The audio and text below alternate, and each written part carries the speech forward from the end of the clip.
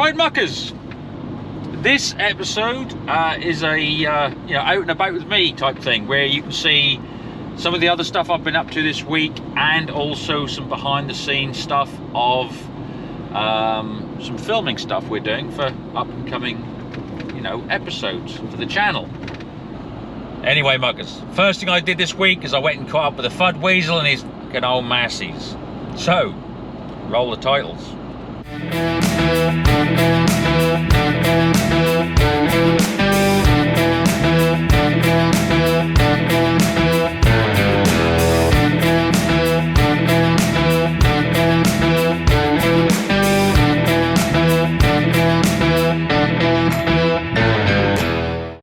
Right, Muckers, so a little update. So since the last time we looked at this piece of junk 175, we've had the head off since, and that has led to a bit more information. So the old Fud Weasel did as he always did. He took the serial number off the block and cross-referenced that with the Finning stroke Die Perk, who now hold all the records for Perkins records thing, and it said that this engine by that number was a 248, which was a viable thing, we thought, didn't we, that if it's been replaced. Anyway, the old Fud Weasel took the head off, and we'll look in there in a minute because that's another horror story. So took the head off and thought something's not right here, so he got his calibrated rule out. Not like Matt's one, obviously, which has had the little crab and the bucket and spade on. You've got a proper one, haven't you? SpongeBob SquarePants. You've got SpongeBob SquarePants, you have indeed. Anyway, he measured across here and he went, that's the bore of a 236, which is the engine that should be in here. So something's not right. Anyway, he then calls an old colleague of his who was at Perkins and now knows all the history of Perkins. And apparently, what was it? This is definitely a pre-1965 engine. Yeah. Which means that the serial number format is just a straight 7-digit number. There's no... They just kept it was sequential in those days. And they just handwritten sequential numbers. Yeah. Which, after 65, would have meant, no, it's this engine, this type, built here and whatever. After 65, you have the engine type. So this, if this is a 236, it would start with a 236. It's made in Peterborough, so it would have a U, and then it would have a sequential number. And so you went off that, put it in the thing, and it just said, no, it's a 248. Yeah. You looked at it and went, no, this is a 236. Definitely. Spoke to your mate, and he went, yeah, that's actually quite correct, because before 65, they would have been just sequential numbers. It just happens that he said they have found there are discrepancies. The discrepancies. So, well... I'm happy because it's a 236. It's a 236. It's what should be in here. Yeah. So you can now rebuild a 236. But why do you need to rebuild it? And here's why. Oof. Nice and crusty. Ooh. That had water standing in it. Oh, of course. All the water, yeah. Don't you say a fucking word. These two both had water standing in them. The valves were closed on these two. Yeah. But, as we said, made the decision. No, that is disgusting in there, honestly. Made the decision, know what you're doing. But the good thing is, you won't be rebuilding a 248. You're actually going to be rebuilding the 236, which should be in there. So you have got the full works then when you've done it. And it's original, because this block is actually period correct for this tractor. That is a bit of a result. I'm happy, yeah. So, speaking of other results, steering on the 165. Right, now when I was last here, we had a go with a slide hammer at removing a pin that was in there. And what we actually did, despite it being, what, tensile and everything, was it? It was EN8, so it was fairly hard. We'd managed to snap the end off. Yeah. Well, more specifically, you did. Yeah. And you then had to drill that out, didn't you? So, yeah, it was because that hole is normally threaded to a 7/16 UNC. Yeah. So I drilled that out 17.5 mil and put an M20 thread in there. Yeah. And then got a piece of threaded bar, 10.9, and some matching nuts, and just jacked it out. But if you can see how warm that is, Yeah, I mean that is that's in bad that was days, tight isn't it? in there. Oh no, I was. I mean, we were Yeah. wrenching on that with the old slide hammer. Yeah. So that's out. That's out. The axle's off. What's happening now? This is a spare axle that I bought, and Yeah. I put new bushes in there. Very nice. Got the old ones out, cleaned up. Brilliant. New bushes in there. Right, what do I do now? We got there. Okay, I'm just going to hone out the Right. hole so I can slide the pin in a bit more easily. Just Right. I see. Yeah. yeah, Yeah. just tighten it up a bit. So What happened there? no one's supposed to do that. Who bloody thinks dangerous?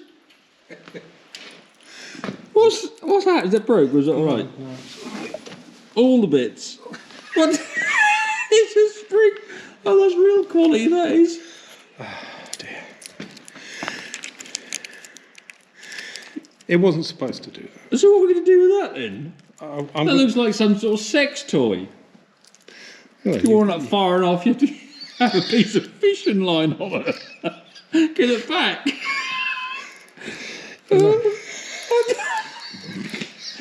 Oh, I can jiggle it over where we need it. okay. Yeah. You tell me what you want. That way a bit. Back towards you. Up. Jiggle it. Where do you want to go?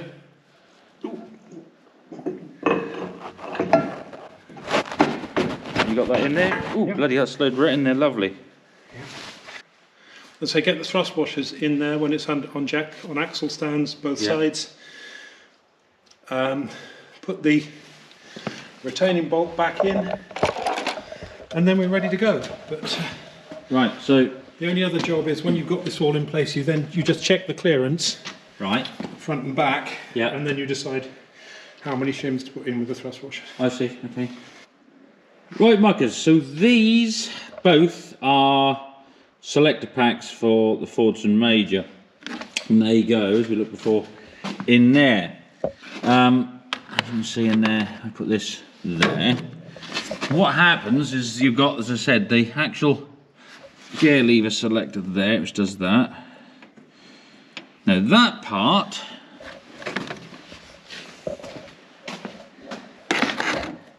fits in here, you see, and as you move it, that slides these up and down, and these bits, they go around these gears, or beside and behind them there, and they can move them up and down. Oh, there you see, so they go in that and select your gears. With this here, there's an indent and a ball and a spring in the indent. So when you select a gear, that goes like there, and that's one gear, and the little spring indents and stops it moving, much like this. And when you move the gear again, just give it a tap. So then the little spring-loaded ball stays in the indent, and it won't move, you see. So then it goes out the indent, and that's locked in that one. Great. Trouble is, Muckers, when they wear or the ball breaks or something, spring goes, it can just slide up and down. So what happens is, when it can float up and down, see, once it's locked in, that's fine, because it can't move.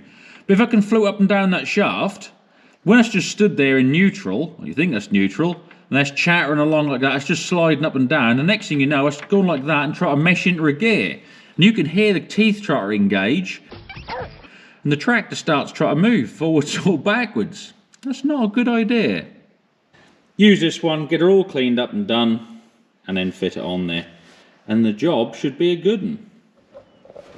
Right, so today, Muckers, we are here and filming for some future episodes.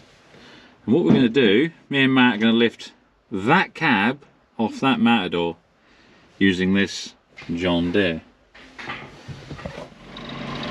So we're all attached now. And I'm just going to try and lift this up gently and see if we can get a bit of pressure on it. The first part, we've lifted her up, and you have to swing it back an inch because it catches at the back of the engine. Yeah, I can, yeah. Just going to roll her back now.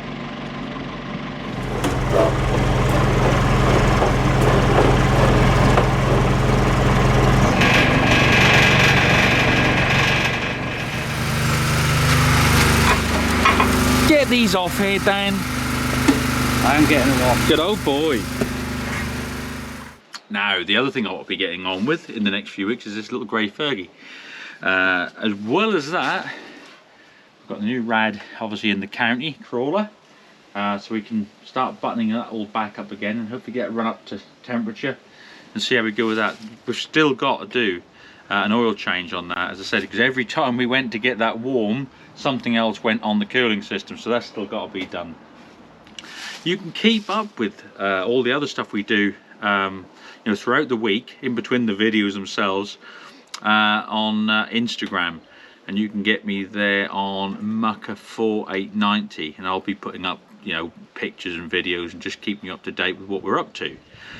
Also, there's Facebook, which is Lord Muck. As ever, Muckers, like I said, if you want to be kept up to date with when we upload videos, all you got to do is subscribe to the channel, doesn't cost anything, and press the notification bell, and that way you'll get told when we put our new videos up. You don't have to, but then you can't complain when you say, oh, I haven't seen you put a video up for a long time. Well, there you go. Also, if you don't like the subject matter that we do, or how we do it, how we present it, or what we show on the channel, fuck off, because yeah, your subscription isn't needed, and you're about as welcome as a dose of syphilis. That's pretty much the point, sir. Not much gray area in this one. But to the rest of you, all you muckers, as I said, as always, you're fantastic. You are top notch, and yeah, as I said, it's you're the ones that make this all worthwhile, really. Right, early start, muckers. But before I get on the road, in the last video I asked you to ask me questions. I'll answer those in the next video, muckers, because they're still coming in, and there's been some really good questions, to be fair. Some of them made me chuckle. But this week's question, and this is one I was asked myself the other day: if you could choose any meal you wanted to, I'm not talking like a last meal, but just somebody say to you, do you know what, go and choose whatever you want to eat, and, you know, I'll pay for it. What would you choose? Now, it can be from beans on toast right through to like lobster thermidor or something. So what would you choose, muckers, if somebody said you could have any meal you wanted? What would be your favourite? Put your own answers in the old squit pit below, in the old comment section, and we'll see what you come up with. Right, so you got the front axle on there, but have you started building up all the rest and the stub axles? Yeah, it's already just put it back together now. Oh, that's good. All right, and then we can move it forward. And it'll be on wheels, and we can move it forward. To there, and that'll create a bit of space, because I can then put something else there then, you see? That's already in hand. What do you mean, more red? Yeah. What else? All right, well then I'll put something in behind it then. What, a bit of blue?